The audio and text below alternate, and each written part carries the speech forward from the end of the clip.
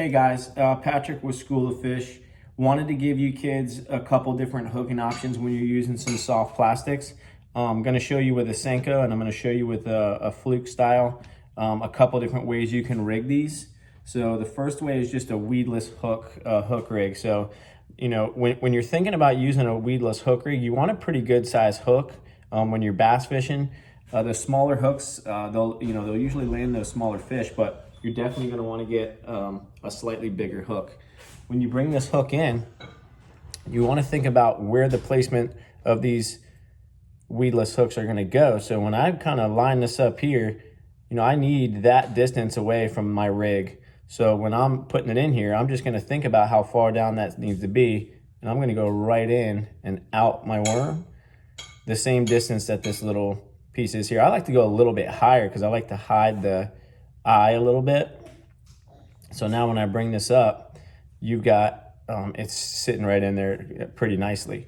Now when I'm coming back through here, you don't want to go straight in, because then it's going to be pulling a little bit of tension on that worm and you're going to lose some action, and actually a lot of times split, and depending on the type of soft plastic you're using, you'll split that bait.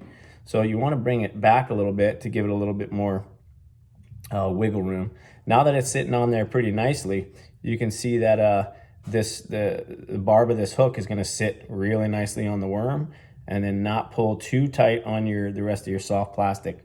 So you're going to want to make sure that you got that in there, you know, pretty good, so that you're sitting in there and the barb's kind of hidden and you're completely weedless. So most important thing is to get the distance right here on the top of your hook pretty sharp so that it sits there nicely.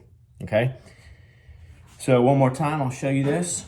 We're going to just go in about the same distance here. So I'm going to bring it down here. I'm going to come out about that same distance. Again, I like to go a little bit further so that I can hide my circle. And then I'm going to put it back a little bit and then run the hook straight back through the middle of the worm and up. And I'm going to be hiding the rest of that little barb on my worm. Okay, so that is a regular weedless hook on your soft plastic. The other option is a Wacky Rig. So you can take this worm right in the middle. There's two different hook options you can do for this. Regular, almost like a circle hook. And then there's also a weedless option with this little barb. No matter which style of hook you're going to use, you're basically just going to look at your soft plastic and the little rib right here. You're just going to kind of go right near the middle of that, just on the side. Go right through the middle of the worm. Now the action on that, when you dangle that and suspend this bait, is really going to give it a ton of action. You'll get a lot of bites like that. This weedless one, you hook the same exact way. I just take the barb, I put it out of the way, I run it right in that same spot, and then I get my barb flipped underneath my hook, and now I got that same little Wacky Rig with the weedless barb. I don't fish the weedless barb too often, but I saw a kid fishing them the other day when we were tossing around some pepper grasses, and it really did a really good job. So I was impressed. Wacky Rig. And then to hook a Fluke, you've got a couple different options too. If you're using that same, you know, little circle type of hook action, all you need to do is run it straight through the nose. You're gonna want to run it right up the nose, or underneath what would be the fish's mouth, and you can just kind of fish it just like this. And that's going to give it a pretty good action too. It's going to let it swim a little bit. The other way is just the same way we just rigged that worm, which is weedless. So again, I'm going to look at the angle on my weedless hook, and I'm going to go in that distance.